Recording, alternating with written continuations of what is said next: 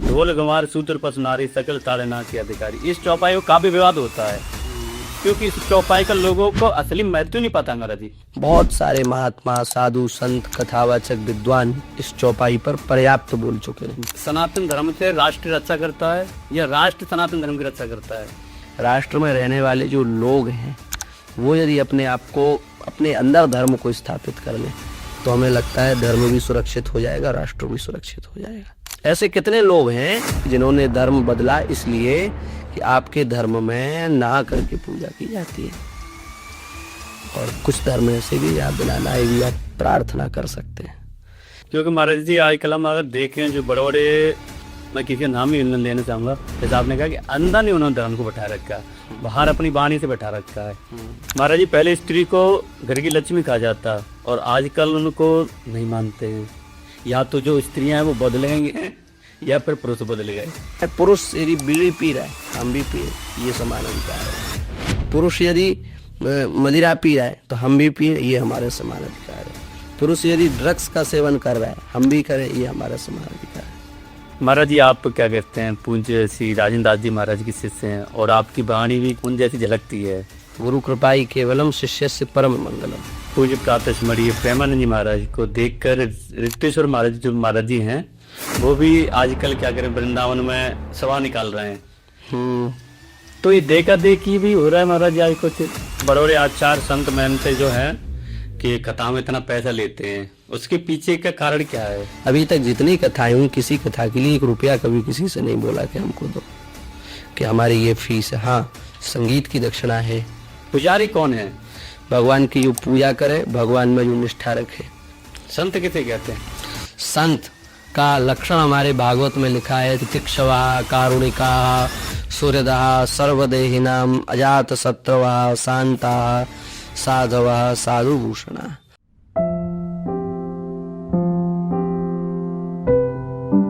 Hare Krishna everyone, welcome to Vivek Sharma talk show. आज इस podcast में बहुत ही स्पेशल गेस्ट हैं, आचार्य श्री राम सिन्हा मिश्रा जी, जो कि सीधा वृंदावन से हैं, जो राम कथा अपनी वाणी से सबको मंदमुग्ध करने वाले, और जो कि शिष्य हैं श्री राजेंद्र दास जी महाराज के। और जैसा राजेंद्र दास जी महाराज हैं वैसा ही व्यक्तित्व मेरी दृष्टि में महाराज जी को मैं देखता हूँ, जो कि उनकी जो बोलने का जो लहजा है, मैंने काफी सारी वीडियो को बड़ा मैच किया, तो जब ऐसा लगा कि महाराज जी बोल रहे हैं तो पता चला कि मिश्रा जी बोल रहे हैं। तो इस विषय पर हम बहुत कुछ चर्चा करने वाले हैं समाज के लिए, और कुछ जो 4 वर्णों का जो उत्पत्ति कैसे हुई उन सब पर। जय श्री राम महाराज जी। आपके सभी दर्शकों को धन्यवाद। श्री सीताराम, राधे श्याम। कहते हैं आप बहुत आनंद में प्रसन्न है, ठाकुर जी की खूब कृपा है। बहुत बहुत धन्यवाद करते हैं आप हमारे पॉडकास्ट स्टूडियो में आए। महाराज जी 4 वर्ण हैं और इनकी कैसे उत्पत्ति हुई थी? देखिए ऐसा है, ब्राह्मण, क्षत्रिय, वैश्य और शूद्र, जिसको हम लोग ब्राह्मण, क्षत्रिय, वैश्य और चतुर्थ वर्ण इस प्रकार से बोलते हैं। भगवान ने इसके लिए गीता में कहा, चातुर्वर्ण्यम मया सृष्टम गुण कर्म विभागशः। श्री यजुर्वेद में जो है, यजुर्वेद की जो माध्यन्दिनी शाखा है उसमें भी जो पुरुष सूक्त है उसमें शास्त्र शीर्षा पुरुष शास्त्र राक्षस शास्त्रपात आदि कह करके आइए, ब्राह्मणों से मुखमासीत बाहु राजन्य कृता उरु तदस्य यद्वैश्या पदभ्याम शूद्रो अजायत कहा गया है। तो भगवान जो है वो सृष्टि करते हैं, सृष्टि के मूल आधार भगवान है। भगवान अपने सत्य संकल्प से जब विचार करते हैं कि मैं कुछ दिन लीला करूं, कुछ दिन इस संसार में खेलूं, तो वो अपने सत्य संकल्प से सृष्टि करते हैं। और संपूर्ण सृष्टि को व्यवस्थित करने के लिए कि सब काम अपनी अपनी जगह बिल्कुल ठीक और व्यवस्थित चले, उसके लिए भगवान ने 4 वर्णों की उत्पत्ति की जी। और इसकी उत्पत्ति का जो मूल कारण है वो यही है कि व्यक्ति को उसका काम दे दिया जाएगा, और सब अपने अपने कामों को यदि बहुत अच्छे से व्यवस्थित रूप से करेंगे तो फिर ये सृष्टि का क्रम जो है ये अनवरत रूप से बहुत लंबे क्रम तक चल पाएगा। तो उसके लिए भगवान ने 4 वर्णों की सृष्टि की, जिसमें ब्राह्मण, क्षत्रिय, वैश्य और चतुर्थ वर्ण, सब लोग जानते हैं 4 वर्ण आते हैं जी। ब्राह्मण की जो उत्पत्ति वो भगवान के मुख से है, ब्राह्मणों से मुखम आसीत, भगवान के मुख से जो है वेदों में ब्राह्मणों की उत्पत्ति बताई गई है। बाहु राजन्य कृतः, भुजाओं से जो है वो क्षत्रियों की उत्पत्ति बताएगी। क्षत्रिय भगवान की भुजाएं हैं। जी। तो सबके बिना देखिए, किसी के बिना किसी का काम चलने वाला नहीं है। इसमें अहंकार करने की अथवा ऊंच नीच वाली जो भावना है वो ऐसी नहीं मन में होनी चाहिए। भगवान के ही अंगों से चारों की उत्पत्ति हुई है, भगवान ही सबके मूल हैं और सब कार्य समाज में आवश्यक है। किसी के बिना किसी का कार्य चलने वाला नहीं है। ये लड़ाई झगड़ा वाला विवादित, इसको जो विवादित बनाने का काम किया है ये नेताओं ने किया। उनको लगा कि हमारी रोटी कैसे वोट बैंक में लोगों को बांटा जाए, तो उसके लिए इन्होंने अलग अलग प्रकार के दलित शब्द दे दिया, ऐसे ऐसे शब्द दे दिए जो हमारे शास्त्रों में है ही नहीं। हम तो सीधे कहते हैं कि आप भैया ये जो शब्द उपयोग कर रहे हैं, जिसको हम चतुर्थ वर्ण बोलते हैं, जिसको अपना छोटा भाई बोलते हैं, उसके लिए आप ये जो शब्द लाए हैं ये कहाँ से ले आए, किस पुराण से लाए, किस शास्त्र से लाए, किस वेद से लाए, आप कहाँ से लाए? इसका कोई मूल है ही नहीं, कोई इसका कोई मूल जड़ हो ऐसा नहीं है। इन लोगों ने अपने मन से ही बना लिया और उसमें पूरे देश को बांट दिया और बटा चला जा रहा है। और इसी नाम पर आप देख रहे हैं कितना विवाद और कितना संग्राम चल रहा है। तो जब मूल व्यवस्था पर हम जाएंगे तो कहीं कोई विवाद नहीं है, सबके अपने अपने विभाग बटे हुए। उरु तदस्य यद वैश्या, भगवान की उरु से जो है वो वैश्य प्रकट हुए और भगवान के चरण से जो है वो शूद्र प्रकट हुए। और गीता में इन चारों के कार्यों का विभाग किया गया, किसको कौन से कार्य करना चाहिए। तो ब्राह्मण के लिए बताया गया पढ़ना, पढ़ाना, यज्ञ करना, यज्ञ कराना, दान लेना, दान देना। अब आज ब्राह्मण दान ले रहा है तो इस पर सबकी दृष्टि है, पर दे रहा उस पर किसी की दृष्टि नहीं। ब्राह्मण यज्ञ कर रहा है तो उस पर सबकी नजर है, लेकिन करवा भी रहा है अपने यहाँ, उस पर किसी की दृष्टि नहीं है। तो ये जो 6 कार्य हैं ये ब्राह्मण को, केवल दान लेने का काम ब्राह्मणों को नहीं, देने का काम भी उन्हीं को दिया भगवान ने। जी जी। तो वहां पक्षपात नहीं है, लेकिन हम लोग सब उल्टी बुद्धि के लोग उल्टी बुद्धि लगा करके बैठे हैं। तो ब्राह्मण का कार्य ये जो है षटकर्मा विप्रोच्यते, 6 कर्म हैं, यजन, याजन, पठन, पाठन और स्वीकार करना और दान देना। उसी प्रकार से क्षत्रिय को जो है भगवान ने देश की सुरक्षा का भार सौंप रखा, क्योंकि भगवान की भुजा है ना, तो भुजा में जो है मूल शक्ति होती है। आप अन्न पाते हैं, जाता पेट में है, खून पूरे शरीर में है, ताकत पूरे शरीर में है, लेकिन जब काम पड़ता है तो व्यक्ति अपनी भुजाओं का उपयोग करता है, क्योंकि भुजदंडों में जो है वो मूल शक्ति विराजमान होती है। तो क्षत्रिय जो है भगवान की भुजाएं हैं, इसलिए देश की रक्षा, समाज की रक्षा, धर्म की रक्षा, राष्ट्र की रक्षा, उसका दायित्व भगवान ने उनको सौंपा।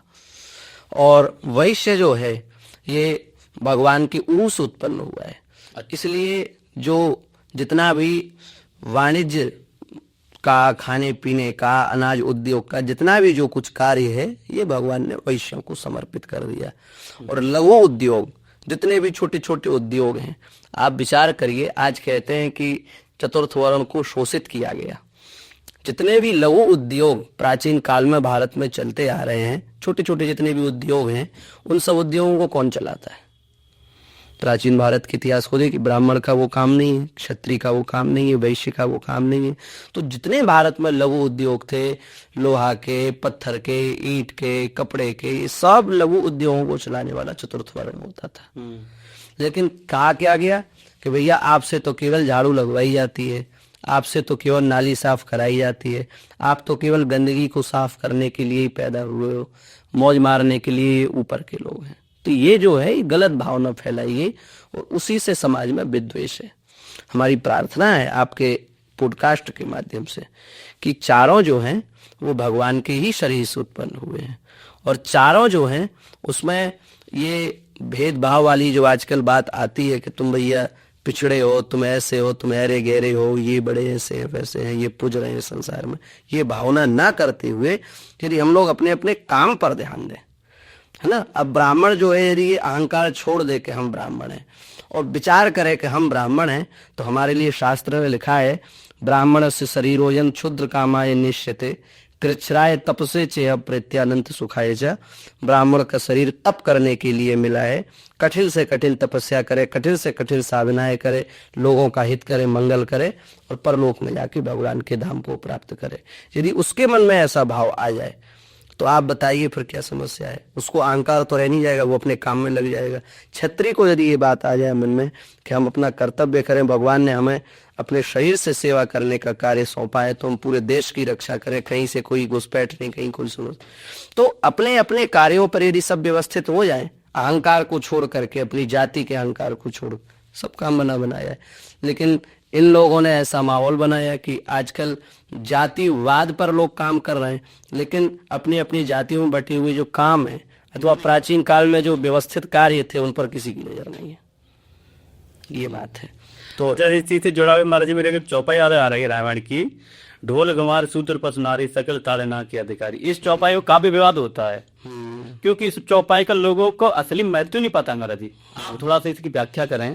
देखिए, ऐसा है कि हमारे बहुत सारे महात्मा, साधु, संत, कथावाचक, विद्वान इस चौपाई पर पर्याप्त बोल चुके हैं जी। गोस्वामी तुलसीदास जी महाराज के द्वारा श्रीमद् रामचरितमानस में लिखी हुई, उनके द्वारा उत्तंकित की हुई ये पंक्ति है, ढोल गमार शूद्र पशु नारी सकल ताड़ना के अधिकारी। वहां कई इस प्रश्नों के उत्तर दिए हैं। हम छोटा सा इशारा आपको कर देते हैं कि ताड़ना शब्द का अर्थ केवल मारना नहीं होता है। ताड़ना शब्द का अर्थ होता है शिक्षण, शिक्षा देना, है ना। हर प्रकार के जो जैसी वस्तु होती है उसको उस प्रकार से सिखाया जाता है। जैसे हमारे यहाँ महात्माओं ने एक दुआ बोला है, जैसे बोल है तो उसको आप कैसे सिखाएंगे? मनुष्य तो है नहीं कि उसको आप बैठ करके पढ़ा दे और वो पढ़ जाएगी। तो उसको जो है रसना, वो उसका ताड़न है। हर व्यक्ति का एक अलग अलग ताड़न है। पशु का ताड़न क्या है? जरूरी थोड़ी कि उस पर लट्ठी, उसको थोड़ा तेज चिल्ला दिया, ए शांत हो जाए, ए यहाँ खड़ा हो जाए। आपने देखा होगा हमारे ग्राम में जो काम करने वाले किसान होते हैं, वो जहाँ गाय बैल को कहते इधर, तो उसकी भाषा वो समझता है, खड़ा हो जाता है, ये उसका ताड़न है। तो ये ताड़न शब्द का यदि हम मारना अर्थ ना करके शिक्षा अर्थ ले लें, इसको शिक्षा अर्थ में ले लें कि इसका अर्थ यहाँ मारना नहीं है, शिक्षा है, तो पूरी चौपाई अपनी आप बन गई। लेकिन जानबूझ करके उसमें शूद्र आया ना, जानबूझ करके कि शूद्र आया, तो अब इसको किसी न किसी प्रकार से ऐसा दिखाओ जिससे ये लगे कि भैया शूद्रों का तो शोषण किया गया। गोस्वामी तुलसीदास जी महाराज ने भी किया। और दूसरा उसमें स्त्री आ गया, तो जो महिलावादी संगठन है जो उसको बढ़ाने की तरफ काम करते हैं, जो नारी शक्ति की बात करते हैं, उनमें से भी कुछ ऐसे लोग थे जिन्होंने सोचा कि इससे तो हमारा बहुत बढ़िया व्यापार खड़ा हम कर सकते हैं, तो उन्होंने उसको विवादित बना लिया। हमारे यहाँ तो यत्र नार्यस्तु पूज्यन्ते रमन्ते तत्र देवता। जिस शास्त्र में ये लिखा है, जो धर्म ये सिखाता है कि जहाँ नारी की पूजा हो वहाँ देवता निवास करते हैं, जो धर्म ये सिखाता है कि यदि भूल करके भी कोई व्यक्ति स्त्री पर प्रहार कर दे तो उसके जीवन के संपूर्ण पुण्य नष्ट हो जाते हैं, जो धर्म हमें ये सिखाता है कि ब्राह्मण के तो केवल चरण जो है वो शुद्ध होते हैं, पवित्र होते हैं, पूजनीय होते हैं, लेकिन स्त्री तो ऊपर से नीचे तक सर्वतो भावेन पवित्र है, सर्वतो भावेन पूज्य है। भला उस धर्म में नारी को मारने, पीटने, लठ डंडों वाली बात कहाँ से आ गई? तो इस चौपाई को लोगों ने अपने फायदे के लिए, अपने लाभ के लिए, व्यक्तिगत स्वार्थ के लिए विवादित करके एक संत के ऊपर भी कलंक लगाया, जिसका पाप उनको लगेगा।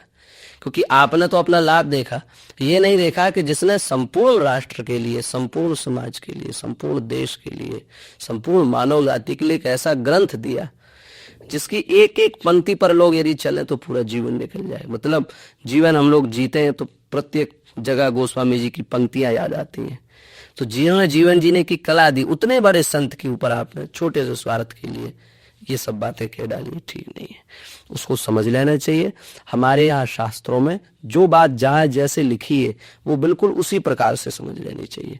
आपने किसी से जाके पूछा, संत मान नहीं पूछा, आपने अपने मन से अर्थ लगा लिए, तो ऐसा नहीं है। हमारे शास्त्र जो है वो गूढ़वादी है। कई बार ऐसा होता है लिखा कुछ और है, उसका अर्थ कुछ और है।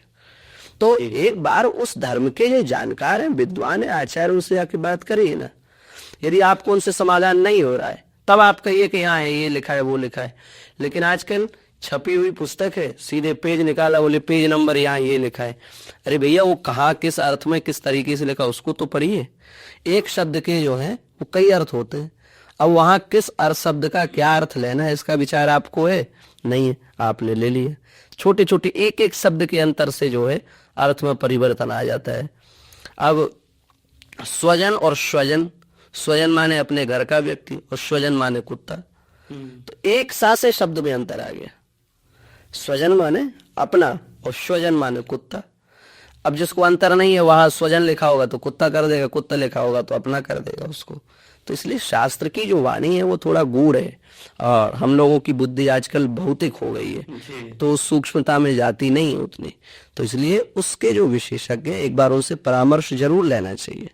हम कहते चलिए आप हम पर विश्वास नहीं, हम नहीं दे सकते, और अच्छे अच्छे धर्माचार्य जगत गुरु संत महापुरुष शंकराचार्य बैठे हैं, उनसे एक बार परामर्श कर लीजिए, आपको समाधान हो जाएगा। तो ये चौपाई जानबूझ के विवादित की, कोई इसमें विवाद का विषय नहीं। वहां एक शब्द का अर्थ बदल लीजिए। ताड़ना शब्द का अर्थ जो आपने मारना अपने मन से बना रखा उसको वास्तविक अर्थ यदि शिक्षण में ले लीजिए तो पूरी चौपाई का अर्थ बना है। ये बात है। महाराज जी क्या कहते हैं, सबसे सर्वश्रेष्ठ धर्म कौन सा है? इसमें तो हमें लगता है कि आप यदि ऐसा पूछते इसकी जगह सबसे श्रेष्ठ धर्म कौन सा है तो इससे बढ़िया ये है, हम तो ये कहते हैं अपनी दृष्टि से कि धर्म तो दूसरा है ही नहीं, तो श्रेष्ठता का प्रश्न ही खत्म है। जी जब एक ही है तो वही श्रेष्ठ है, दूसरा है ही नहीं तो प्रश्न क्या है ना। जब दूसरा है तब कंपैरिजन का वहां मतलब है, यहाँ दो है ही नहीं। आप कहेंगे बाकी बाकी सब पंथ हैं। धर्म का तात्पर्य क्या होता है? जिसको धारण करके व्यक्ति यहाँ भी उन्नति पा करके परलोक में भी उन्नति प्राप्त करे, वो धर्म है। धारणा धर्म मिथ्या हो, धारण करके ये लोक में सुखी हो करके परलोक में जो सुखी हो जाए वो धर्म है। अब ये जो मत पंथ है इनमें ऐसी ऐसी बातें हैं कि आप धारण कर लेंगे परलोक की तो भगवान जाने आप इसी लोक में हमें तो नहीं लगता कि सुखी रह पाएंगे। दूसरे प्राणी को मार के कष्ट दे के पीड़ा पहुंचा के आपको कौन सा सुख मिलता है और ऐसा सुख कौन सा धर्म देता है तो भगवान जाने। तो इसलिए आप किसी भी धर्म के मूल को यदि आज जितने भी ये मत पंथ इनके मूल को आप देखेंगे तो ईसा मसीह से कुछ दिन पूर्व कोई 1400 वर्ष पुराना, कोई 1700 वर्ष पुराना, कोई ज्यादा से ज्यादा है तो ईसा मसीह से 400-600 वर्ष पुराना, इससे पहले इनकी सत्ता नहीं है। और हमारे तो आप नॉर्मल सा जो पंचांग होता है आजकल जो सभी दुकानों पर मिल जाता है, उसी पंचांग का पहला पेज खोल के देख लीजिए तो उसी में लिखा रहता है कि हमारी सृष्टि को चलते हुए 2 अरब वर्ष तो व्यतीत हो गए हैं। तो 2 अरब वर्ष का लेखा जोखा तो एक पंचांग में विद्यमान है। तो इतनी पुरानी विरासत को लेकर के जो चलने वाला है उसके बराबरी पर आप इसको खड़ा कर सकते हैं। तो ये मत पंथ मजहब विचारधाराएं हो सकती हैं, बीच बीच में बहुत आई हैं। हमारे पुराणों में वर्णन है, शिव पुराण को आप देखेंगे तो उसमें ऐसी मतों पंथों का वर्णन है जो बीच बीच में मोहित करने के लिए चलाए जाते हैं और समय समय पर वो खत्म होते रहते हैं। तो वर्तमान में कलयुग चल रहा है तो स्वाभाविक बात है कि मूल धर्म को नष्ट करने के लिए ऐसे व्यामोहित करने वाले कई नए पंथ मत मजहब आ जाएंगे जिनको देख करके सामान्य लोग कहेंगे कि भैया ये भी ठीक ही तो बोल रहे हैं। चारवाक आया, उसने सीधा सिद्धांत दिया जब तक जियो सुख से जियो, रण लेकर के भी घी पियो। तो लोगों को लग रहा है ठीक ही बोल रहा है, आनंद लेने की बात कर रहा है। तो कुछ लोग जो है जिनके जीवन में भोग प्रधानता आनंद प्रधानता उसने उसको मान लिया। तो ये बात है। तो सनातन धर्म की टक्कर में तो कोई है नहीं जिसको हम कह सके कि सर्वश्रेष्ठ क्या है। बाकी सब मत पंथ मजहब है। कुछ समय के लाखों ऐसे मत पंथ मजहब आए, सब धीरे धीरे काल के जाल में समा गए। सनातन संस्कृति पर न जाने किस किस ने कब कब से आक्रमण किया। सतयुग में आक्रमण किया, हिरण्यकश्यप आया, त्रेता में आक्रमण किया, रावण कुंभकर्ण आया, द्वापर में तो आप शिशुपाल, दंतवक्त और विदुरथ, कंस सब प्रसिद्ध ही है। और कलयुग में आप देख रहे हैं कितने लोग कर रहे हैं, लेकिन तब से चला आ रहा है और चलता रहेगा, ये समाप्त होने वाला नहीं। इसको समाप्त तो करने वाले समाप्त होते रहते हैं, वो अलग बात है। इसको समाप्त करने आते हैं वो समाप्त होते चले जाते हैं, पर ये समाप्त नहीं होता। क्यों समाप्त नहीं होता? क्योंकि इसकी जड़ है, भगवान से जुड़ा हुआ है, भगवान के द्वारा प्रकट किया गया। जैसे ईश्वर अविनाशी है ऐसे ईश्वर के द्वारा प्रदत्त जो हमारा मार्ग है वो भी अविनाशी है। तो बाकी तो सब जैसे विनाशी लोगों ने बनाए ऐसे ही समाप्त, विनाशी उनका सब सिद्धांत है तो वो समाप्त होगा, उनका सिद्धांत समाप्त होगा। पर ईश्वर के द्वारा दिया गया जो हमारे लिए मार्ग है वो अविनाशी है। अविनाशी के द्वारा दिया गया रास्ता भी अविनाशी है, तो उसमें कभी कुछ होने वाला नहीं। जी महाराज जी, सनातन धर्म से राष्ट्र रक्षा करता है या राष्ट्र सनातन धर्म की रक्षा करता है?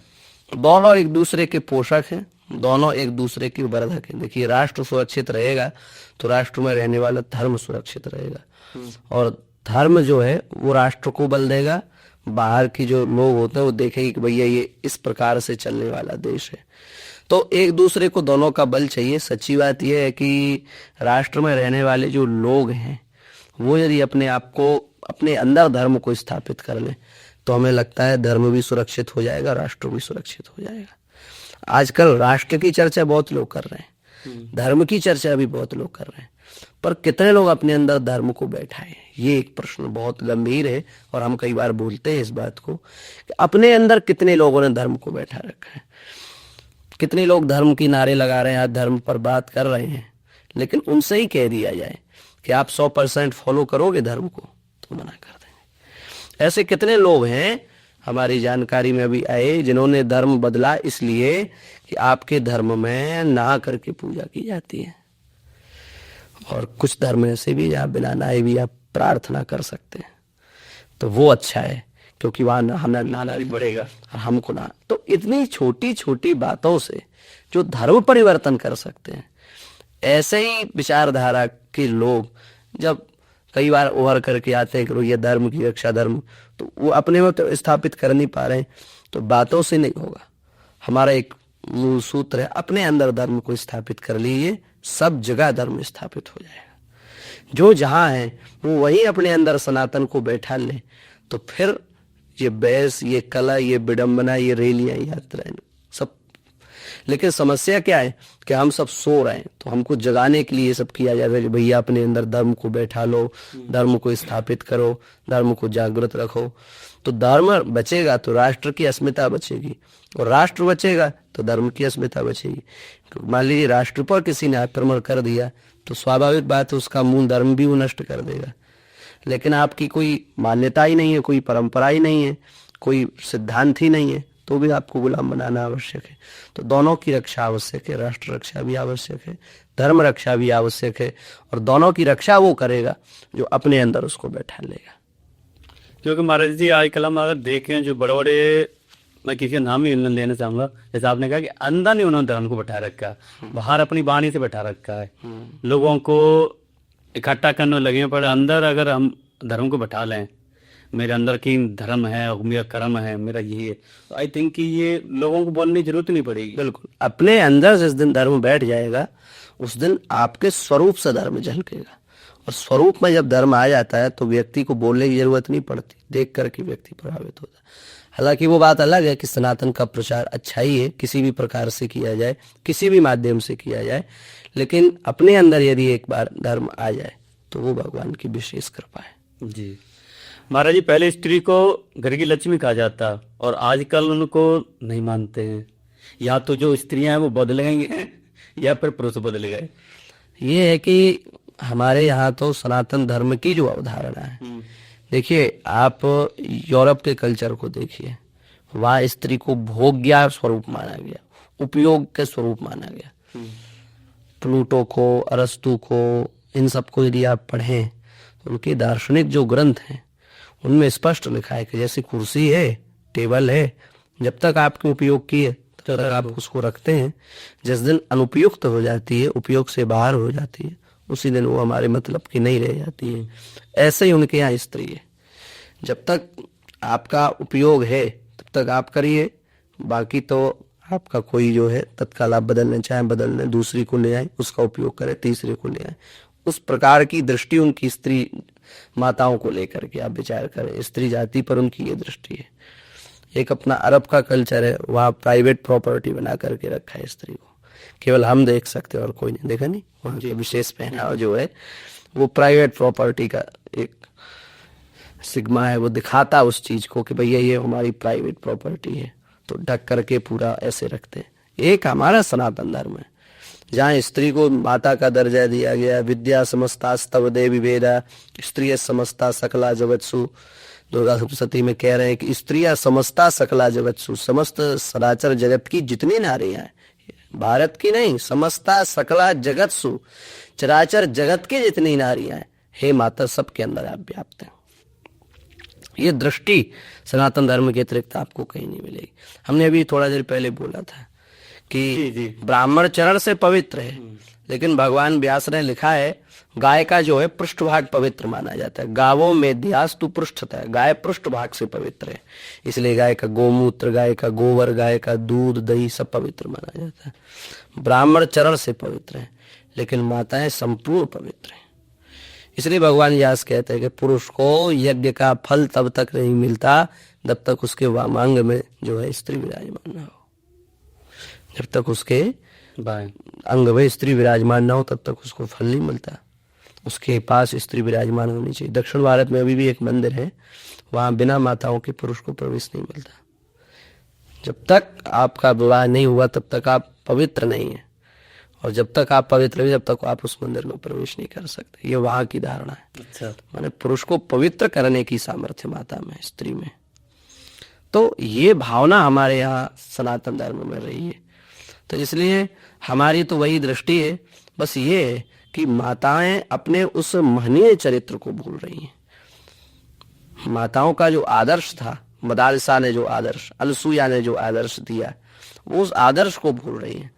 और समान स्तर मिल जाए, पुरुष की बराबरी पर हम आ जाए, इसके लिए जो पुरुष कर रहा है वो उनको करना है। ये एक समस्या चल रही है कि नहीं इस समय पूरे देश में, यदि आप देख रहे हो कि भाई ये समान अधिकार, पुरुष के समान अधिकार स्त्री को चाहिए, और बड़े बड़े दल हैं जो पुरुष के समान अधिकार स्त्री को दिलाने में जुटे बड़े हैं। और उनका काम क्या है? पुरुष यदि बीड़ी पी रहा है तो हम भी पिए, ये समान अधिकार है। पुरुष यदि मदिरा पी रहा है तो हम भी पिए, ये हमारा समान अधिकार है। पुरुष यदि ड्रग्स का सेवन कर रहा है हम भी करें, ये हमारा समान अधिकार है। तो क्या ये समान अधिकार ईमानदारी से देखा जाए तो क्या यही समान अधिकार है? तो नहीं है। तो इस तरफ जा रही हैं, वेस्टर्न कल्चर को अपना रही हैं, अपने आप को मॉडर्न और पाश्चात्य संस्कृति से प्रेरित होता हुआ बना रही हैं। इसलिए आजकल लोगों की वो दृष्टि नहीं रह गई। पर साधु सज्जन जो होता है वो तो आज भी उसी दृष्टि से देखता है। अब ऐसे जो लोग होते हैं वो तो आज भी उसी दृष्टि से देखते हैं, बस कथाओं में शिक्षा देते रहते हैं कि अपने मूल को अपनाइए। मदालसा जी ने छोटे छोटे बच्चों को अपने लोरी सुनाते सुनाते ब्रह्म ज्ञान दे दिया। और आज हम अपने फैशन और वेस्टर्न कल्चर को अपना करके बच्चों को मोबाइल पकड़ा देते हैं, अपने धंधों में लगे रहते हैं, और आगे फिर वही बच्चे वृद्धाश्रम छोड़ाते हैं। और क्योंकि आपने संस्कार ही नहीं दिए उस प्रकार के, आपने संस्कार दिए होते तो आपकी सेवा भी होती। माना कि कई बार बालक भी गलत होते हैं अपनी जगह, खूब अच्छे अच्छे हमें ऐसे माता पिता मिले जिनको देख करके लगता था कि इनका तो कोई कसूर नहीं है, और उन्होंने कहा भी कि हमने फूल के जैसे अपने बच्चे को पाला। तो प्रारब्ध के बलि होने के कारण कई बार ऐसा हो जाता है कि माता पिता अच्छे भी हो पर पुत्र कुपुत्र हो जाता है। लेकिन कई बार ये भी उसमें एक कारण है कि संस्कार देने के समय सही संस्कार नहीं दिए गए, उस कारण से भी बालक में जो है वो ऐसी भावनाएं आई और आगे जाकर के उसने ये सब किया। तो माताओं का मूल स्वरूप यह है कि घर में लक्ष्मी बन करके रहें, सबका समादर करें, अपने पुत्रों को खूब अच्छे संस्कार दें, खूब बढ़िया सुंदर संस्कार दे करके उनको अलर के जैसा बनावे, प्रहलाद के जैसा बनावे, ध्रुव जी के जैसा बनावे, और उनको बढ़िया तैयार करें व्यवस्थित रूप से।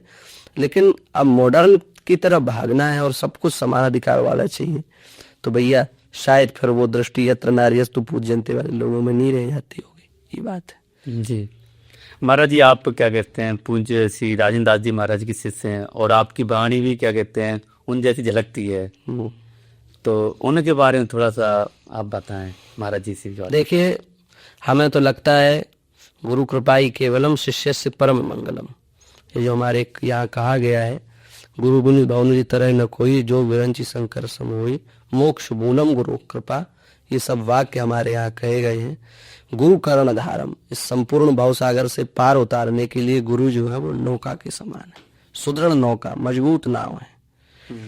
तो गुरु कृपा ही शिष्य के जीवन का एक बल होती है, एक आश्रय होती है, और हमारे जीवन का तो पूर्ण बल गुरु कृपा है। छोटी आयु से 2.5 वर्ष की आयु में लगभग महाराज जी के चरणों में हम पहुंचे। अच्छा। और महाराज जी ने उसी समय हमें अपना लिया, और अपना करके कहा कि 5 वर्ष की आयु में आप अपना जनेऊ करा लेना, और स्कूल मत जाना, गुरुकुल की पद्धति से पढ़ना। तो ठाकुर जी की कृपा से, गुरु जी की कृपा से, माता पिता की कृपा से 5 वर्ष में ही हमारा यज्ञ पवित्र हुआ, 5 वर्ष की आयु में। और तभी से समझा गायत्री, और स्कूल आज तक गए नहीं। जीवन और गुरुकुल की पद्धति से पढ़ाई की, जो गुरु आज्ञा हुई कि स्कूल नहीं जाना, तो स्कूल आज तक नहीं गए। स्कूल लोग कहते हैं स्कूल का मुंह नहीं देखा, वो स्थिति में हम हैं। उस दृष्टि से आप देखेंगे तो सबसे अनपढ़ व्यक्ति है, क्योंकि स्कूल गए ही नहीं, जी अशिक्षित। तो वो तो केवल गुरु कृपा है, उनकी कृपा के, उनके वचनों का जितने अंश में हमने पालन किया तो उनकी कृपा प्रकट हो गई।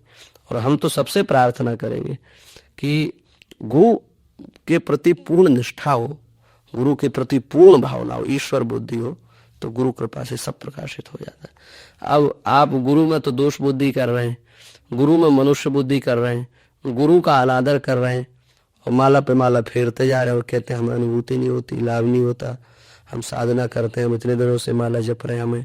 तो आपने गुरु को मनुष्य मान रखा है कि भगवान मान रखा है? यदि गुरु में ईश्वर भावना हो जाए कि जब भगवान देखते हैं कि इस जीव को हमें अपनाना है तो विचार करते कैसे अपनाएं, सीधे उतर करके अपनाएं क्या? सीधे उतर कर तो अपना नहीं सकते। तो वही भगवान गुरु का आकार लेकर के आते हैं और गुरु का आकार लेकर के जीव को अपना करके अपने धाम की प्राप्ति कराते हैं। लेकिन हम लोगों की वो दृष्टि नहीं हो पाती। हम लोगों ने सामान्य मनुष्य ही समझते हैं, अपने जैसा ही समझते हैं, उसी दृष्टि से देखते हैं, उसी दृष्टि से व्यवहार करते हैं। इसलिए गुरु तत्व जो है उसकी अवहेलना होने के कारण हम उस लाभ को प्राप्त नहीं कर पाते। सच्ची बात यह है कि शिष्य के जीवन में गुरु कृपा ही होती है, जो कुछ होती है, वो माने ना माने, वो उसको छिपा करके रखे, छपा करके रखे, पर शिष्य के जीवन में जो है वो सब गुरु का दिया हुआ होता है। और हमें भी अपनी दृष्टि से हम कहते हैं कि महाराज जी की इतनी कृपा है, इतनी कृपा है, और हम ऐसा मानते हैं कि ठीक है, वाणी से प्रकट होता है कि हम उन पर, उनकी जो कृपा है वो हम पर झलकती है, पर हम चाहते हैं कि ये संबंध गुप्त रहे, क्योंकि संबंध जितना गुप्त होता है उतना ही प्रेम अंदर अंदर बढ़ता रहता है और दुनिया की नजर उसको नहीं लगती है। और जितना इन सब चीजों का प्रचार होता है फिर लोगों की नजर लगती है और फिर कहीं ना कहीं अपराध बनने के चांसेस भी रहते हैं।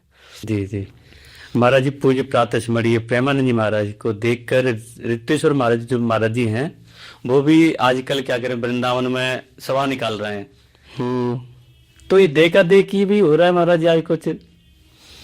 देखिए ऐसा है कि हमारे यहाँ संत जो हैं वो धर्म का प्रचार करते हैं, भगवान का प्रचार करते हैं, और वर्तमान समय में जो कुछ भी आपको दिख रहा है सनातन भक्ति भावना, ये संतों की कृपा है।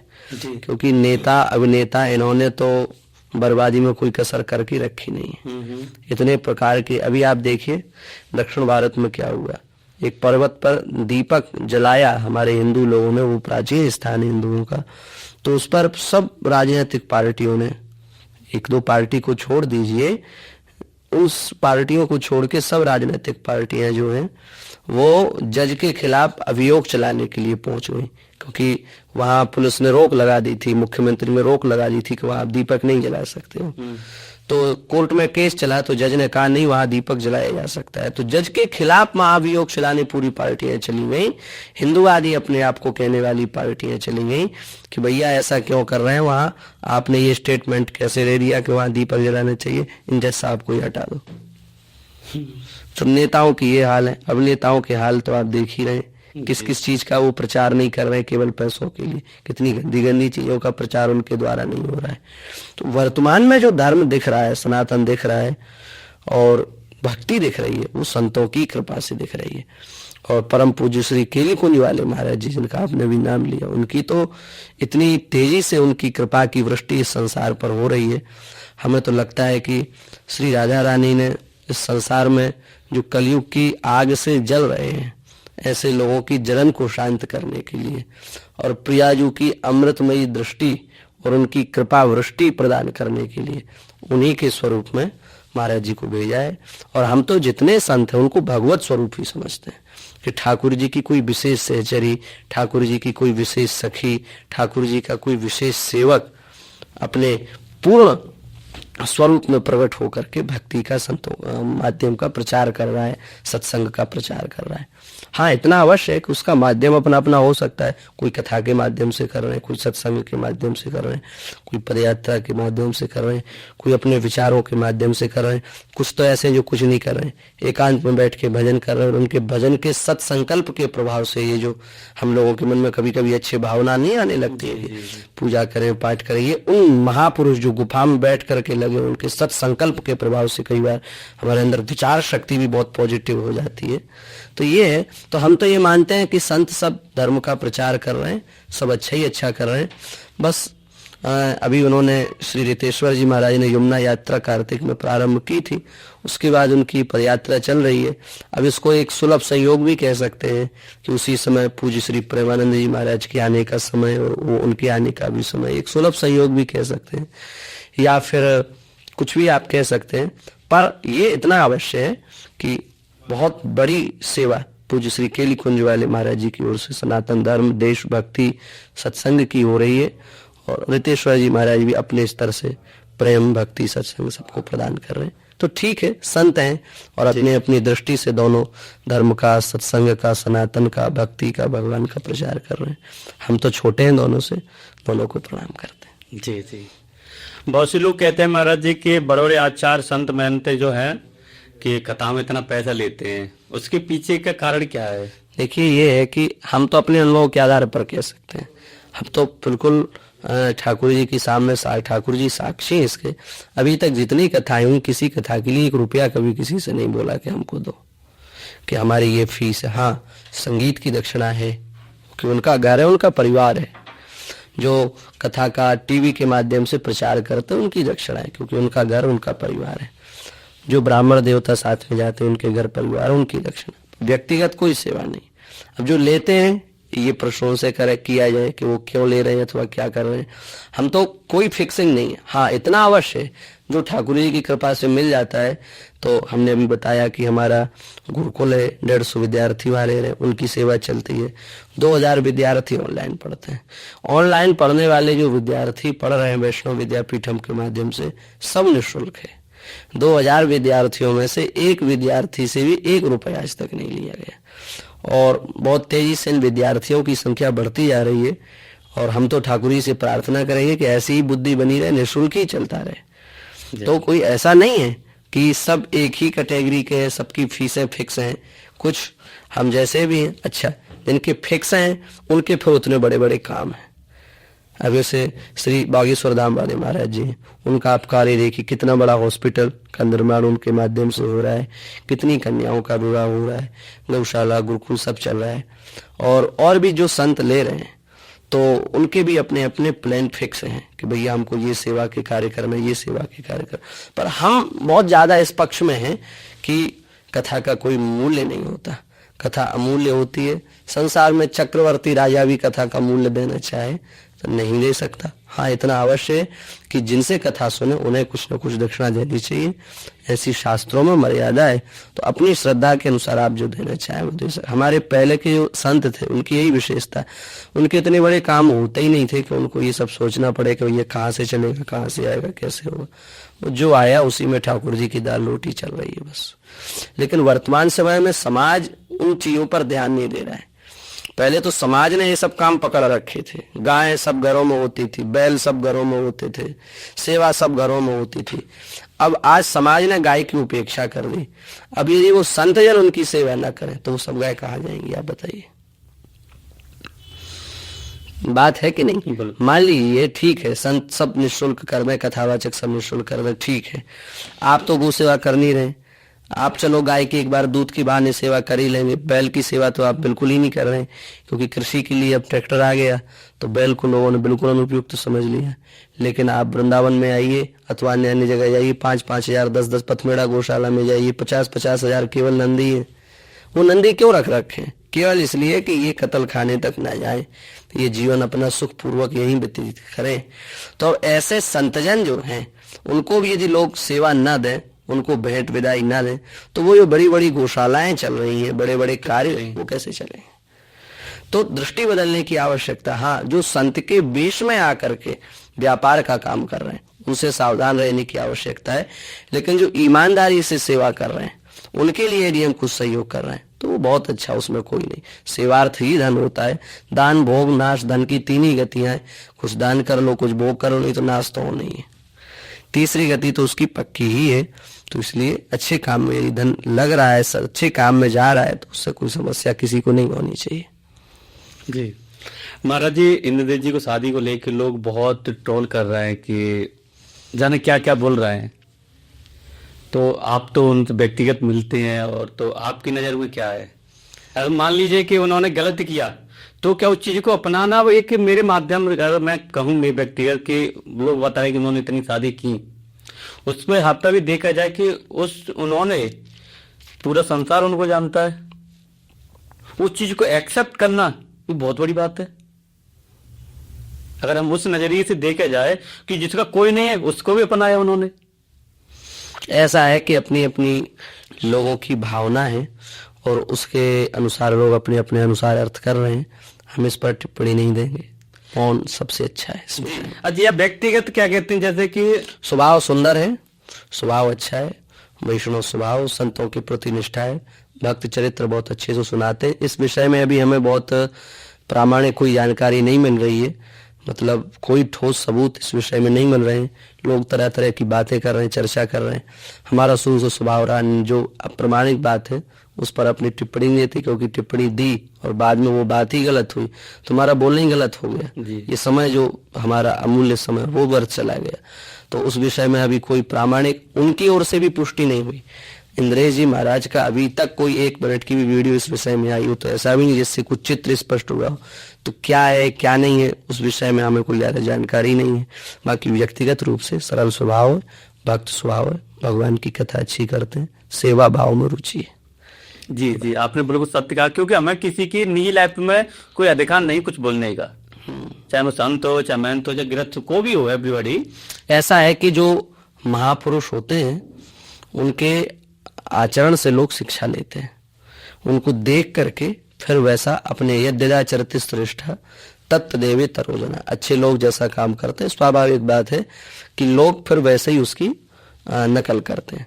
तो हमें ऐसा लगता है कि जो पूज्य जन है, श्रेष्ठ जन है, महत जन है, उन्हें ऐसा कोई काम अपने द्वारा नहीं करना चाहिए जिसके द्वारा समाज के लोग यदि उसको आचरण के रूप में उतार लें तो गलत शिक्षा जाए।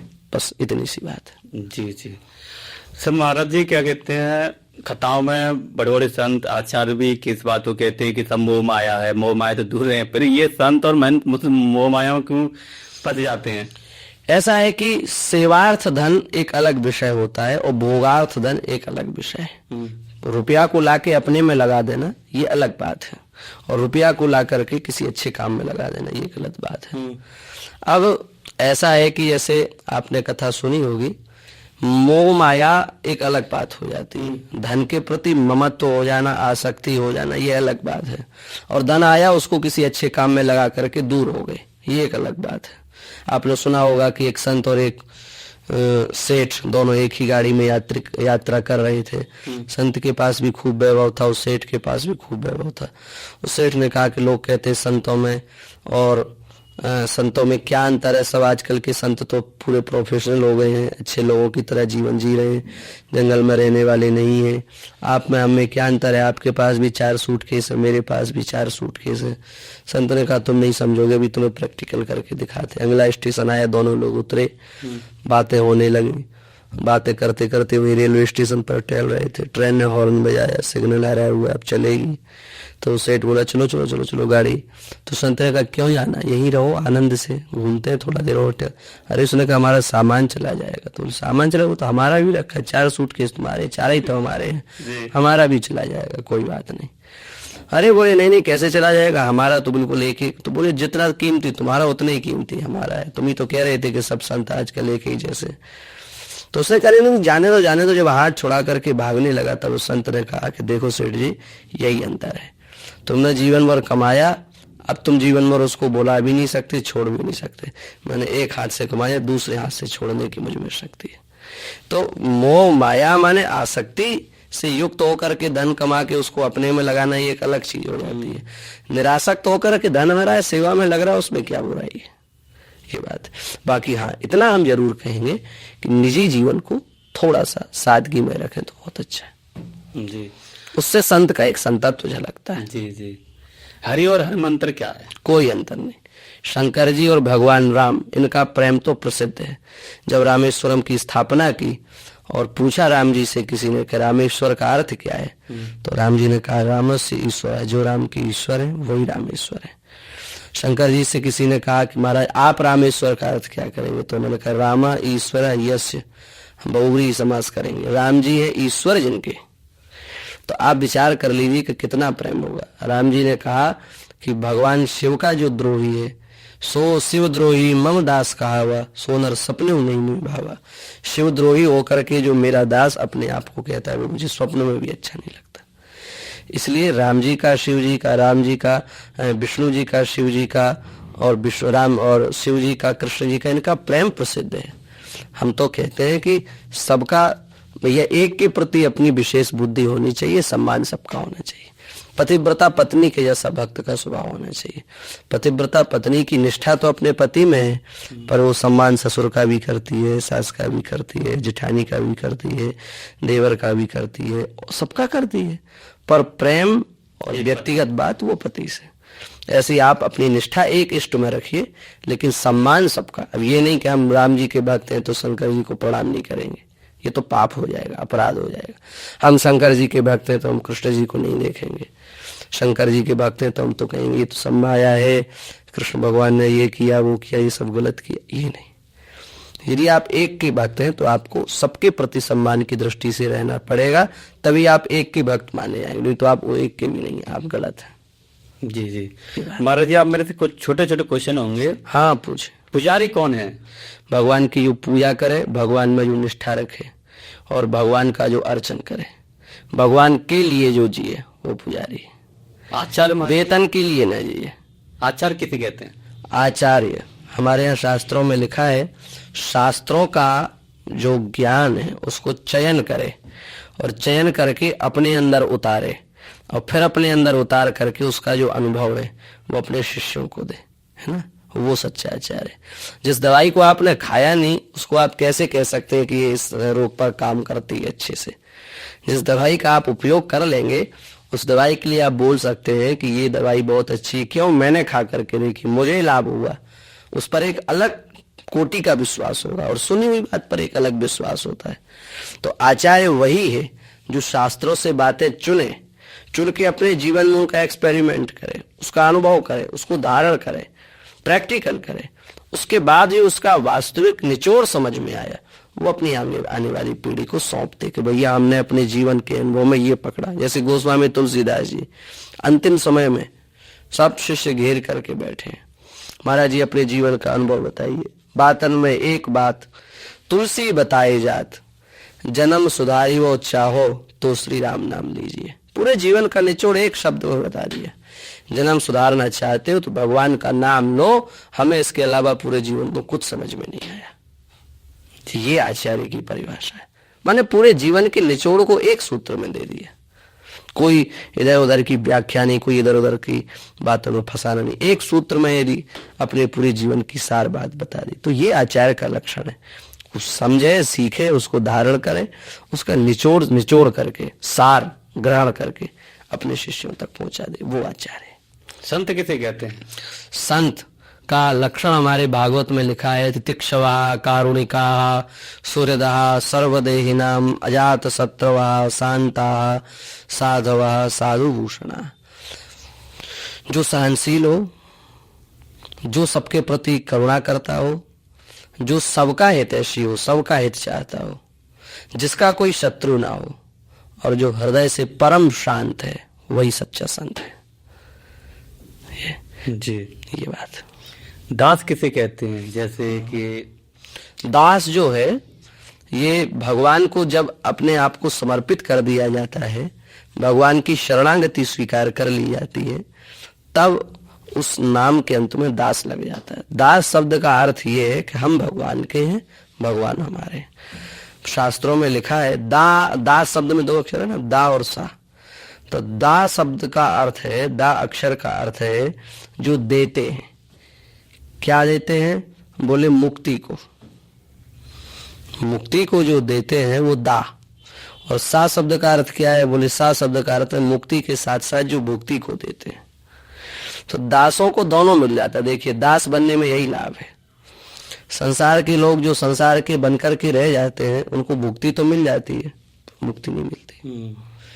और जो उस परंपरा से चलते कि भैया हम तो बस अवधूत है, योगी है, उनको वो मिल जाता है, पर यहाँ कुछ नहीं कर पाते, यहाँ की भुक्ति सर्वथा उनको मिलती नहीं। पर जो दास बन जाते हैं भगवान के, वो खूब ठाकुर जी का अमृत प्रसाद मिलता है, खूब रबड़ी रसगुल्ला पाते हैं, खूब आनंद से रहते हैं, राम जी का खूब उनको प्रसाद मिलता है, तो यहाँ की सब सुख सुविधा उनको उपलब्ध हो जाती है। यहाँ का जितना वैभव है उस सब उनको भगवान की कृपा से मिल जाता है। और उसके बाद जब देह छूटता उनका, तो मरने के बाद ठाकुर जी के चरण कमल मिल जाते हैं। तो दास बनने में ये लाभ है, दास बनने से भुक्ति और मुक्ति दोनों प्राप्त हो जाते हैं। महाराज जिनके नाम के पीछे आनंद होता है, उसका क्या महत्व है? ये तो परंपरा है, सन्यासियों की परंपरा में भी ये होता है। तो कई लोग पूरी लगाते हैं अंत में, कई लोग आनंद लगाते हैं। तो ये सब जो है, ये सन्यास परंपरा जो है उसके अनुसार अलग अलग श्रेणियों में अलग अलग ये टाइटल लगाए जाते हैं। इनके विशेष चिन्ह होते हैं कि इस प्रकार का, इस परंपरा से जो आएगा उसके अंत में पूरी लगेगा, इस परंपरा से आएगा उसके अंत में आनंद लगेगा। मतलब वो उधर का थोड़ा विषय, सन्यास परंपरा का विषय। महामंडलेश्वर किसे कहते हैं?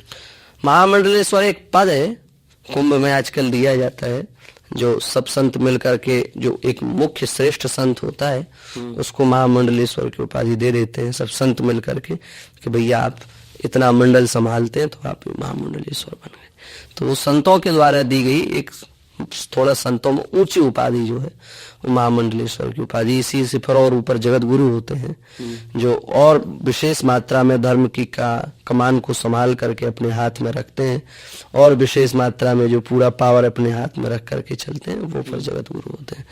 तो इस प्रकार से महामंडलेश्वर, जगत गुरु, ये सब संतों की श्रेणियां हैं। और हमें तो सबसे बढ़िया बात यह है कि निरुपाधिक हुए, निरुपाधिक ईश्वर की प्राप्ति नहीं हो सकती। जब तक उपाधि शून्य नहीं होगे तब तक उपाधि शून्य परमात्मा की प्राप्ति नहीं हो सकती। तो संसार भले कोई भी उपाधि दे दे, आपको जगत गुरु बना दे, महामंडलेश्वर बना दे, कुछ भी बना दे, पर अपने अंदर यही होना चाहिए कि भैया हम तो भगवान के एक छोटे से दास हैं, छोटे से सेवक हैं। कोई उपाधि हमारी व्यक्तिगत नहीं है, लोगों ने दी है, लोग लिख देते हैं तो कोई बात नहीं, हमारा व्यक्तिगत किसी उपाधि से कोई संबंध नहीं है। हमारा संबंध राम जी से, राम जी के चरणों से, इसके अलावा ना हम किसी को जानते हैं, ना किसी पर भरोसा करते हैं। ये होना चाहिए अपने अंदर। जैसे महाराज आपने बोला ना कि एक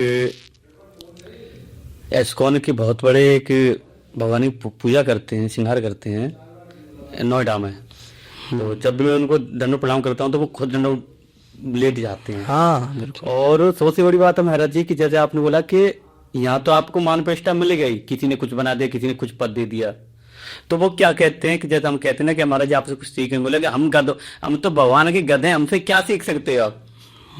सही है। इनका इतना सुंदर सरल वो है हृदय है जिसकी उम्मीद नहीं। भक्त का लक्षण ही ये सरलता, जिसके हृदय में जितनी सरलता आ जाए समझ लो वो उतनी उच्च कोटि का भक्त है। हमारे एक संत कहते थे, सामान्य सीता, रामान्य राम, लामान्य लक्ष्मण। सीता, राम, लक्ष्मण तीनों जिसके हृदय में आकर के विराजमान होते हैं वही सरल बन पाता है, सरल सब नहीं बन पाते। तो भगवान की पूर्ण कृपा जब होती है तब व्यक्ति सरल होता है, और सरल जब हो जाता है तो वो उसका फिर अंतिम जन्म होता है, उसके बाद उसको भगवान की कृपा प्राप्त हो जाती है। महाराज जी आप वैष्णो विद्यापीठ चला रहे हैं वृंदावन में, काफी बच्चों को आप शिक्षा दे रहे हैं, थोड़ा उसके बारे में आप बताएं। वैष्णव विद्यापीठम एक ऑनलाइन प्रकल्प है, अभी कुछ दिन पहले प्रारंभ किया है जी। उसमें अभी लगभग 4 माह उसको प्रारंभ किए हुए, उसमें 2000 विद्यार्थी जुड़े हैं। उसका उद्देश्य ये है कि आजकल युवा कथाओं से जुड़ रहा है, संतों से जुड़ रहा है, केली कुंज वाले महाराज जी को सुन रहा है, हमारे महाराज जी को सुन रहा है, तो उसको लगता है कि हम सनातन धर्म को फॉलो करें, हम भक्त की दिनचर्या को फॉलो करें, हम एक साधक की दिनचर्या को फॉलो करें। लेकिन उसको ये नहीं पता चलता कि एक भक्त की, एक साधक की दिनचर्या क्या है, कब उठना है, कैसे उठना है, उठने के बाद क्या करना है, स्नान कैसे करना है, भोजन कैसे करना है, किस प्रकार से करना है, क्या पद्धति है, अपने से बड़ों से मिलना है तो कैसे मिलना है, पूजा में यदि भगवान, यदि माता पिता ने कह दिया कि भैया मंदिर में जाके पूजा कर लो तो पूजा कैसे करना है, ठाकुर जी को कैसे उठाना है, स्नान कैसे कराना है। तो इस विषय को लेकर के हमारे मन में काफी चिंता हुई। कि भैया अध्यात्म से तो लोग जुड़ रहे हैं, लेकिन अध्यात्म से जुड़े रहना यदि वो अपने आप को चाहते हैं और आध्यात्मिक जीवन बनाना चाहते हैं, एक शास्त्रीय जीवन, एक संतों का जीवन, एक भक्तों का जीवन, एक साधक का, तो उसका मार्ग क्या है?